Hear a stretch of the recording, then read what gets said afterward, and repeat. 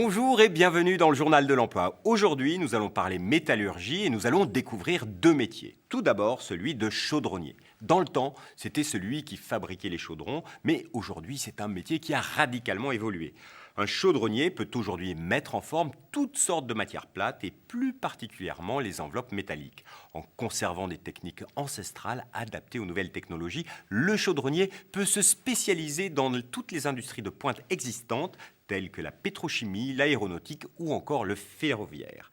Dénigrée par beaucoup, cette profession requiert pourtant une précision et un savoir-faire important, et en plus, ça recrute.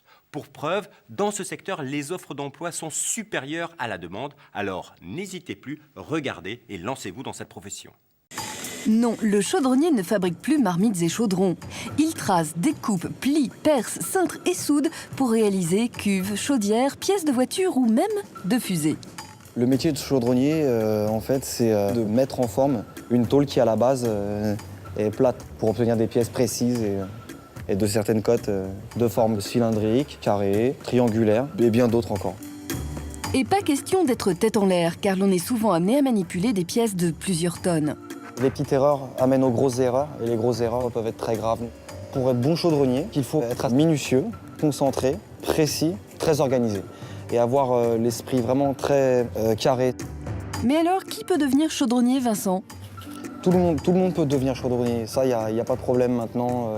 Il faut que la personne s'investisse et qu'elle aime ça. Un petit conseil aux intéressés ? Il ne faut pas écouter les idées préconçues. Quand on parle de chaudronnerie, on a l'impression on est un peu rustre, c'est des ouvriers avec des gros marteaux et la ferraille, on travaille dans quelque chose de sale, alors que c'est vraiment un métier qui peut être passionnant. Et qui recrute en plus ? Un chaudronnier qui est en intérim, par exemple, si un vendredi il quitte un travail, s'il fait le nécessaire, le lundi il en trouve un autre. Je pense qu'un chaudronnier qui se débrouille bien n'est jamais au chômage. Et ce n'est pas votre responsable du personnel qui dira le contraire. On a du mal à remplacer les départs à la retraite. On a des besoins, on a des postes à pourvoir et qui ne sont pas pourvus aujourd'hui. Tout simplement incroyable. Comment est-ce possible ? Il y a une vraie difficulté de recrutement parce que les écoles, ils ont un peu de mal à avoir des classes qui soient pleines. La plupart ont déjà placé tous leurs chaudronniers avant même qu'ils soient diplômés. Et nul besoin de chaudron magique pour devenir chef d'équipe ou d'atelier en quelques années. Alors, votre avenir dans la chaudronnerie, vous y croyez dur comme fer maintenant ? Vous l'avez vu, ce métier regorge de possibilités. Il y a plein d'offres d'emploi sur toute la France et il y a énormément d'entreprises qui attendent leurs chaudronniers. Deuxième métier maintenant qui recrute dans le secteur de la métallurgie, c'est ébarbeur. Drôle de nom, n'est-ce pas ? Alors, si le chaudronnier mettait en place la matière, l'ébarbeur, lui, il est là pour en corriger les bavures, en somme les imperfections. L'ébarbage demande une grande minutie ainsi qu'une grosse volonté, car c'est un métier qui est assez physique, ça, il fallait le souligner. Par contre, il y a énormément de recrutements qui se font dans ce métier-là. Et, bonne nouvelle, il n'est pas nécessaire d'avoir de l'expérience pour commencer, parce que les entreprises, elles sont là, elles vous attendent, et ce sont elles qui vont vous former. Par contre, une fois que vous êtes devenu ébarbeur, sachez que vous avez plein de possibilités d'évolution vers d'autres métiers du secteur. Ça, c'est très intéressant. Je pense que vous n'êtes pas tout à fait convaincu. Écoutez, regardez ce reportage. Nous sommes chez Sambre & Meuse, fleuron de l'industrie française, où un important contrat vient d'être signé. Recrutement garanti. Sambre & Meuse est une fonderie d'acier moulé spécialisée dans la réalisation de pièces longues et fines, surtout pour le ferroviaire. On est à peu près 200 personnes en ce moment et donc comme on monte en cadence, il nous faut du renfort, donc il nous faut des ébarbeurs.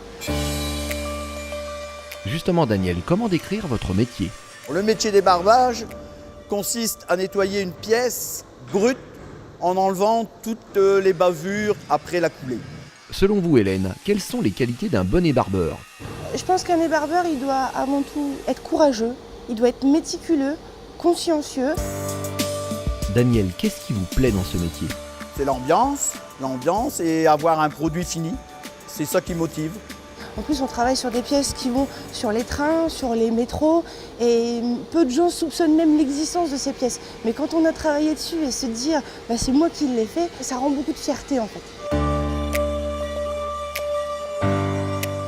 Et si un ébarbeur désire évoluer vers un autre poste ? Il peut faire des contrôles magnétoscopiques, donc qui font partie du process. Par le biais de formation, on peut même passer soudeur. Et puis après, si vraiment il en veut, on peut même passer chef d'équipe. Les débutants sont-ils acceptés ? Bien sûr. Bien sûr. Ça ne demande pas de qualification particulière et en plus on fait toujours le système apprentissage avec un gars qui a de l'expérience, avec un nouveau qui va lui apprendre le métier en lui-même et après toutes les petites ficelles pour que ça aille plus vite, pour que ça aille mieux.